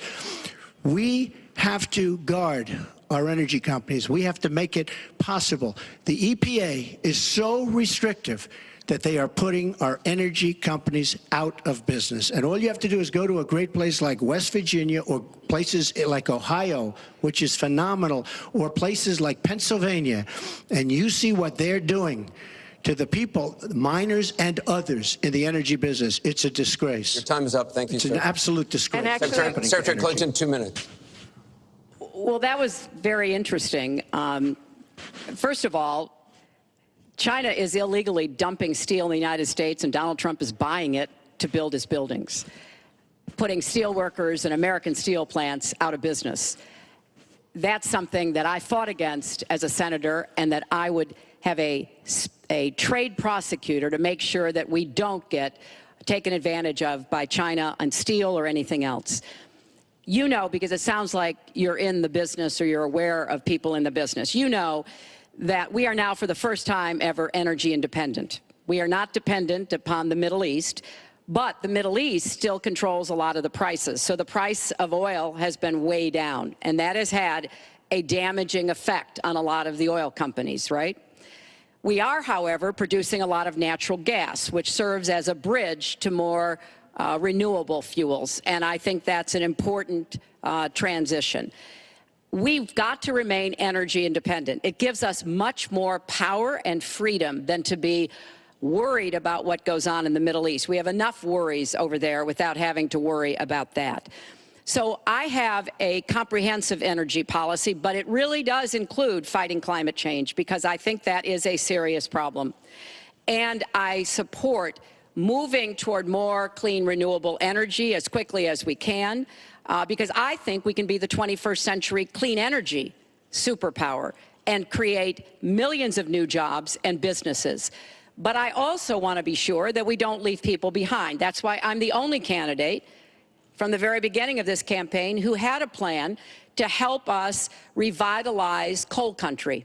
Because those coal miners and their fathers and their grandfathers, they dug that coal out. A lot of them lost their lives. They were injured.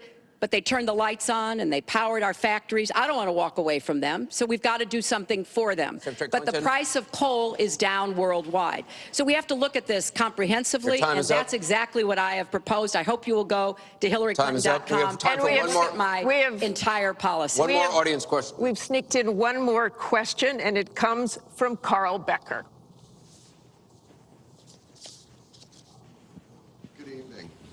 My question to both of you is, regardless of the current rhetoric, would either of you name one positive thing that you respect in one another?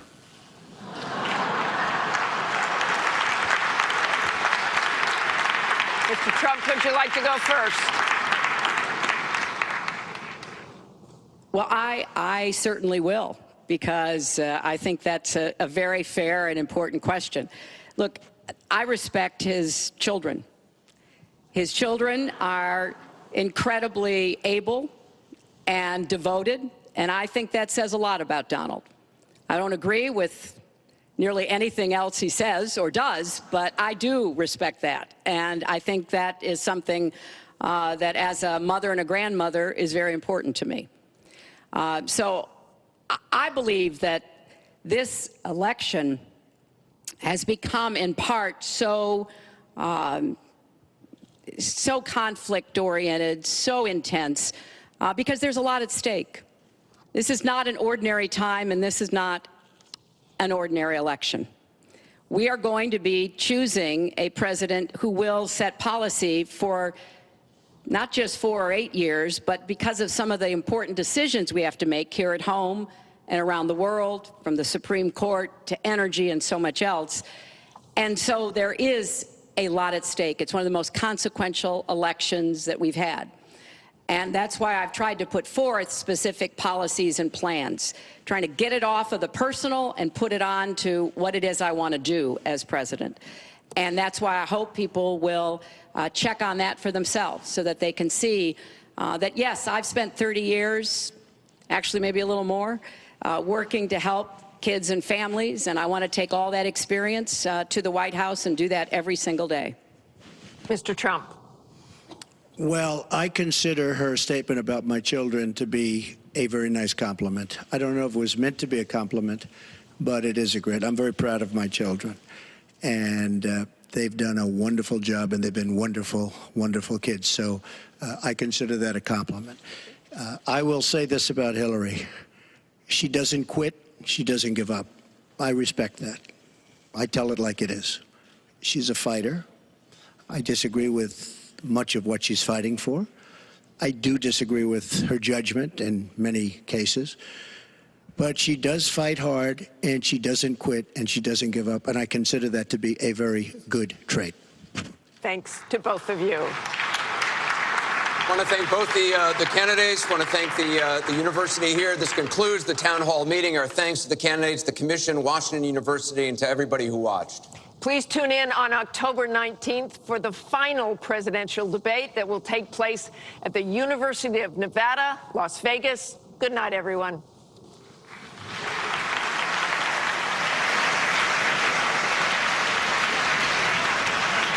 Well, it's called a presidential debate, but some of the language used tonight was hardly presidential. Kicking off tonight, talking about locker room talk. In fact, the two candidates began this debate not even shaking hands. And I think if I saw it correctly, Gail, they didn't shake hands at the end either. No, they did not. And it was very clear from the beginning, neither one of them reached out to shake the other's hand. And we learned earlier last week on CBS This Morning News that the most telling thing is how candidates approach each other when they first start. Yeah, they did shake hands at the very end, but they started this debate by not shaking hands. And it started, too, I thought, Nora, very interesting, with the very first question, do you think that you are modeling appropriate behavior for the presidency? We kept hearing all day that Donald Trump was ashamed and embarrassed, that he was going to be contrite. And when he was asked about his vulgar remarks, he says, well, that's locker room talk. And I think many people are asking, which locker room is he talking about? Many men who I've talked to about this, and everybody's been talking about it for the last 48 hours, says men may talk about women, but they don't talk about women like that. John, you've been watching this debate. What did you make of it? And just to pick up on your point, Gail, what they don't talk is in gleeful terms about sexually assaulting women. That's exactly the different line here. That's what's not in any locker rooms that any of us have been in. The challenge for Donald Trump coming to this debate was to build on his base. He has a core base. Their base, they are not worried about this video. They're not worried about anything he says. He's got them. His challenge was to reach out to those reluctant Republicans to keep the fleeing of Republican officials who've been leaving by the busload in the last 2 days since this video came out by reassuring them somehow. A very, very big, tough task. So there was talk, was he going to be contrite? Was he going to offer apologies for his recent behavior? Was he going to show that he can fit within the constraints of a debate because it would mean that he could fit within the constraints of the White House? He decided, forget about all that. He was going to show up as a 100% Donald Trump. He was going to counterpunch hard. He was going to beat up the Washington politicians who've made a mess of this country. He was going to talk right to his base. He was going to beat up on the moderators. He was going to give Hillary Clinton no quarter. He was going to bring up Bill Clinton's past indiscretions as a president, and that basically he was going to do everything that made his base love him so much. That is his political challenge, though, was to expand beyond his base, and the Republicans who are fleeing him are worried about the voters that he's turning off. They still have that worry. He still has that challenge after this debate. But isn't that why the people who support Donald Trump like him? I was in Ohio over the weekend talking to Donald Trump supporters, and they all said to me, we know who he is. We know exactly who Donald Trump is and what he represents. But he's won the Republican nomination. He needs to win the general election. And he has been on a course, since Kellyanne Conway came into the campaign, been on a course of trying to bring in those reluctant Republicans, those college-educated women, some college-educated men who have daughters who don't like to hear this kind of stuff, who will not admit that this is locker room talk. And those are the voters who are nervous about Donald Trump. There was nothing that he gave them tonight that is any different than the Donald Trump that has been out there winning praise from his voters, but not curing the riskiness and worry in that other group. And to that point about this campaign, Donald Trump does not have much of a organization. He has relied on the Republican National Committee. The head of the Republican National Committee, after this tape was released, has said, stop the funding. Let's put a pause on this. Lawmakers are meeting in Washington tomorrow about whether to decide whether they will pull more support from Donald Trump. What are you hearing tonight? Well, what I'm hearing tonight is that before the debate, when Donald Trump met with those women who had accusations about Bill Clinton, I was getting emails from Republicans who were advising Republican officials who were on the fence that this makes it easier for them to leave Donald Trump. There's going to be a very important day in Republican politics tomorrow, because it's not about what happened in the 90 minutes. It's about what happened before and what might happen in the future. People who are on the Trump train now have to think about where it's going. That's the way it's been explained to me. Is it going to keep being volatile and unpredictable and coarse? And do they want to stay on that train? And there are Republicans who are trying to figure that out. There's nothing tonight that's going to change their calculus. But John not only met with the Clinton accusers, he had the Clinton accusers sitting with the Trump family, front and center, that they're on camera, even taking a shot at Bill Clinton while they're talking about the Clinton accusers. And that's why his supporters love him, that core group, because he's willing to do what it takes. He has said, I will go to those lengths for you and for America in a way that people have not before. It is appealing to a group.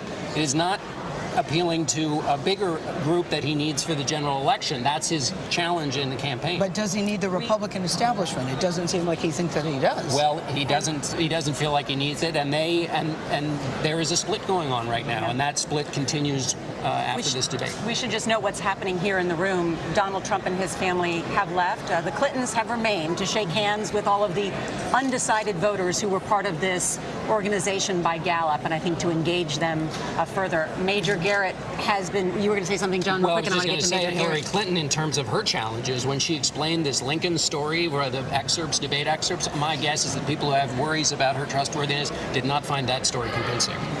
And Donald Trump called her on it, too. Yeah, that's right. Immediately. We've got a They're number taking pictures of analysts people that were and asking journalists questions standing by, including John Howman and Mark Halperin from the Circus, but want to go first down to Major Garrett, who has been covering the Trump campaign. Major, Mike Pence, who is the vice presidential nominee, was watching tonight. At one point, Donald Trump seemed to diss him.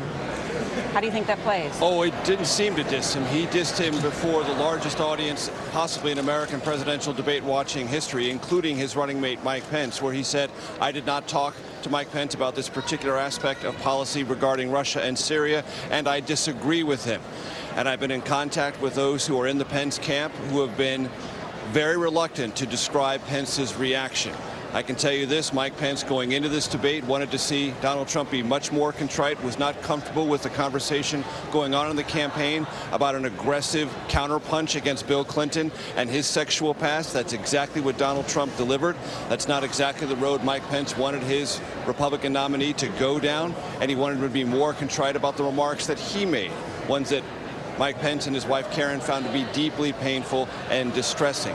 Pence has not been a public advocate for Donald Trump since the release of that Friday tape, and the dissing he suffered tonight in the context of this debate may intensify some sense of distance he feels between himself and the Republican nominee. But I will say this about Republicans watching this, both in the Trump campaign and those who are trying to figure out the road ahead. Tonight's debate was for them a microcosm of Trump.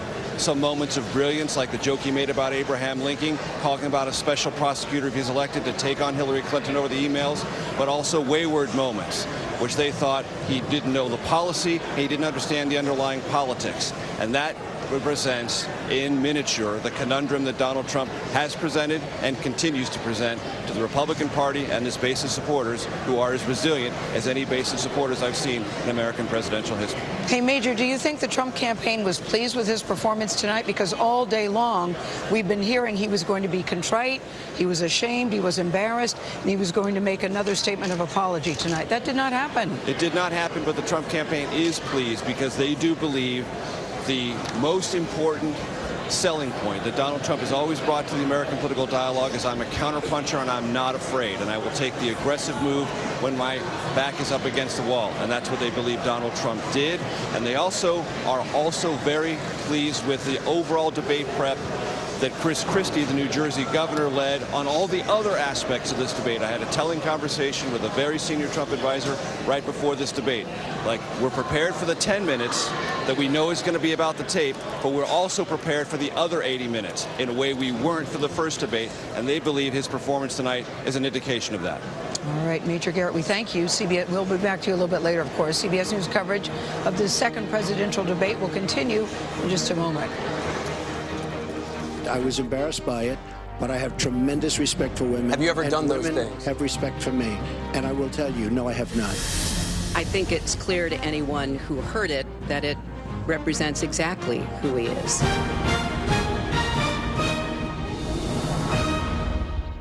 think the one that you should really be apologizing for are the 33,000 emails that you deleted. It's just awfully good that someone with the temperament of Donald Trump is not in charge of the law in our country. Because you'd be in jail.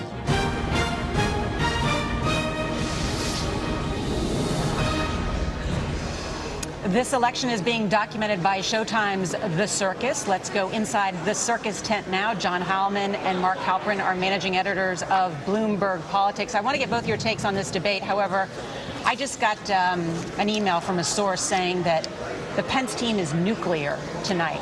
Pissed was the word that one person used about the comments that Donald Trump used. What's happening inside the Republican Party right now?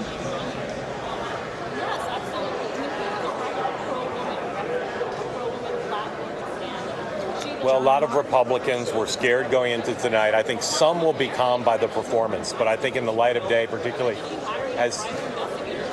Are you able to hear us? Yes. We can hear you. Can you hear us? Yes. I think some Republicans will be calmed by this performance, but there were so many moments which will set people on edge. There are so many moments that will continue to have Republicans to be worried that Donald Trump is not going to be a strong enough force at the top of the ticket that it could cost them their majority. So I think Trump didn't end up a disaster tonight, but he leaves a lot of people still uneasy.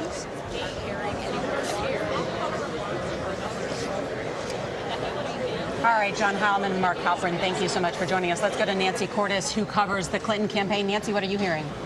Well, Nora, the Clinton campaign is already declaring victory in debate number 2. They argue that Donald Trump was far more focused tonight on throwing red meat to his base to try to write a listing campaign than he was in winning over new voters. And it is true that he went after Clinton on a number of fronts tonight that his supporters, frankly, wished that he had in the first debate, on her emails, on calling his supporters a basket of deplorables, on her Wall Street speeches. And so she had to spend a lot of the night on the defensive. He must have called her a liar, for example, a dozen times, and so she had to spend a lot of the time arguing why she wasn't.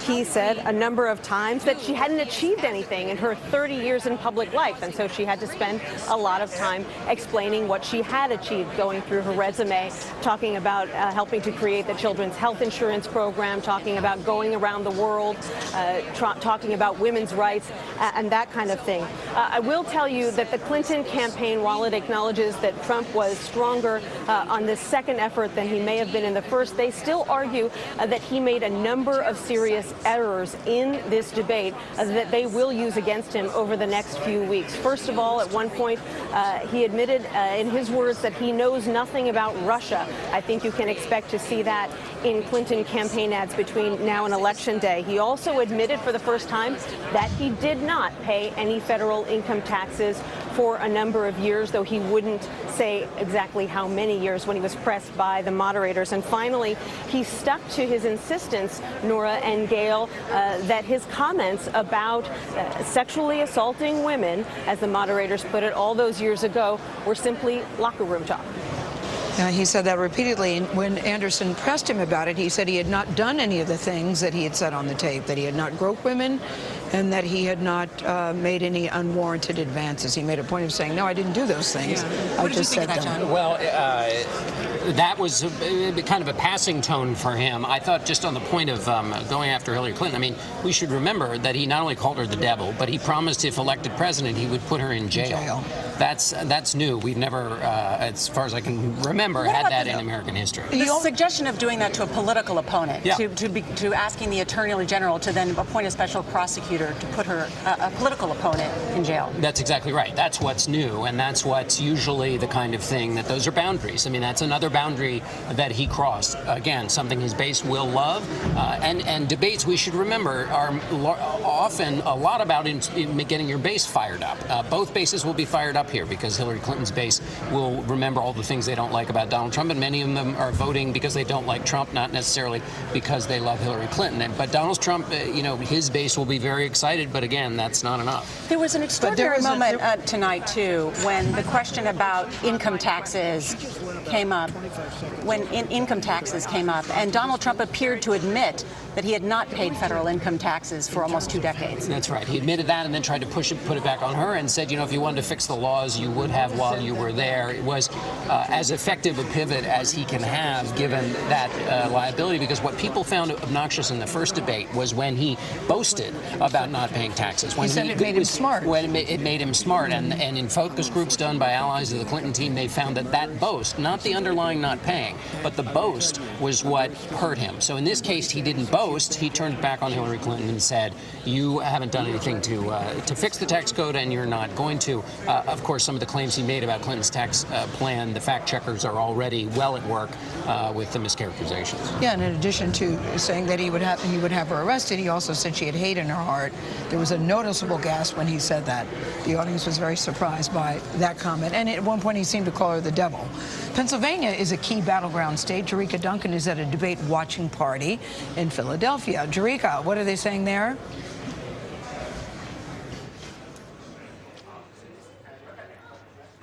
Well, we're here at City Tap Bar and Grill here in Philadelphia. We spoke to 3 Democrats and 2 Republicans who join us right now.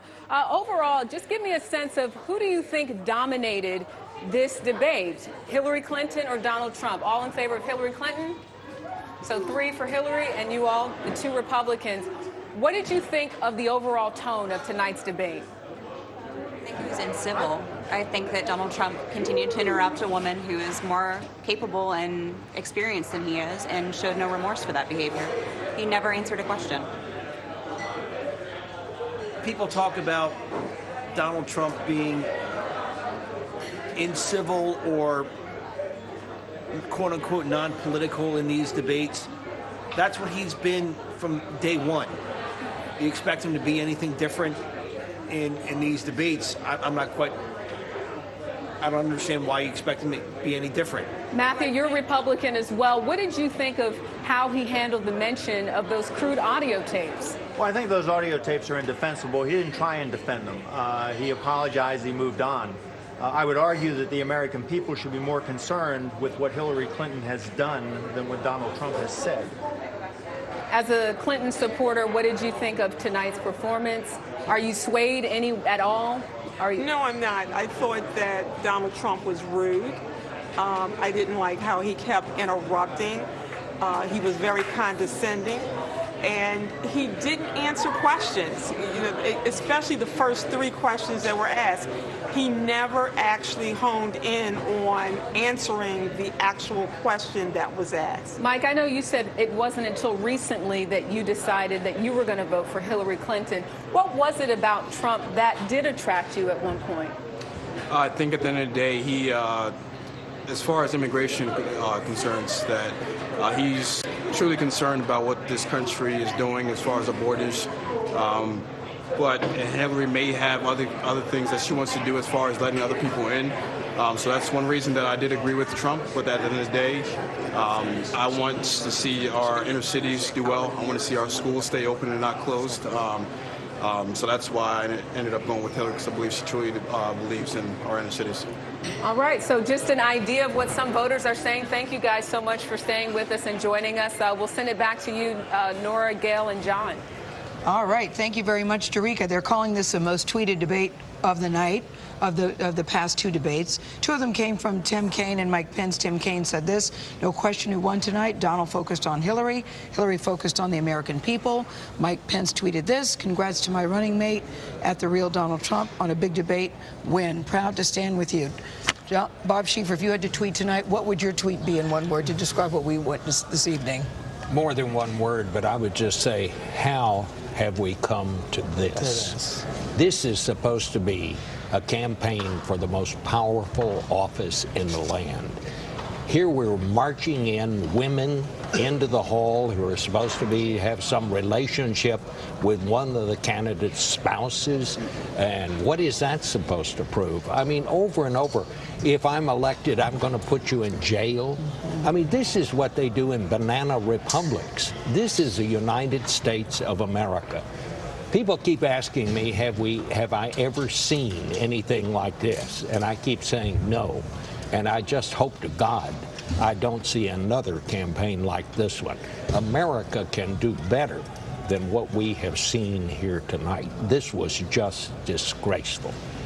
I think as we started off saying, this is called a presidential debate, but there wasn't much presidential about some of the discussion. Bob Schieffer. Well, this was WrestleMania. This was not about presidential politics. On both sides, Bob? On both sides? I think Donald Trump gets most of the blame here, but I didn't see much to be proud of on either side tonight, although I thought she handled herself as well as she could under the circumstances. CBS News coverage of the second presidential debate will continue in just a moment.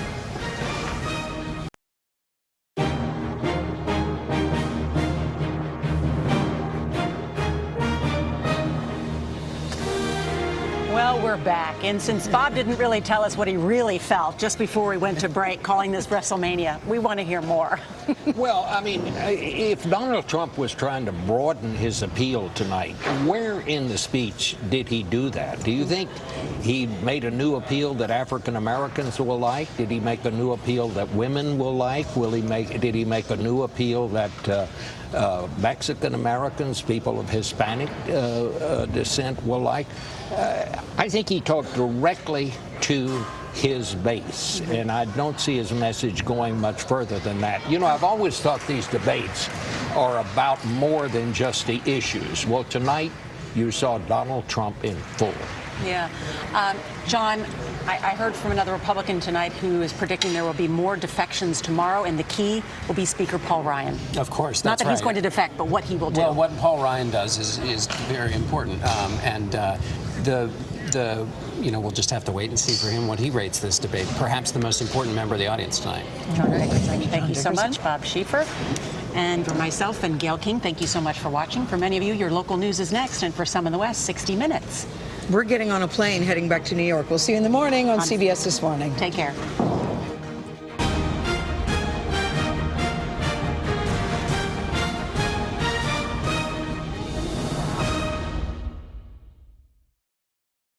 The final presidential debate, October 19th, right here on CBS.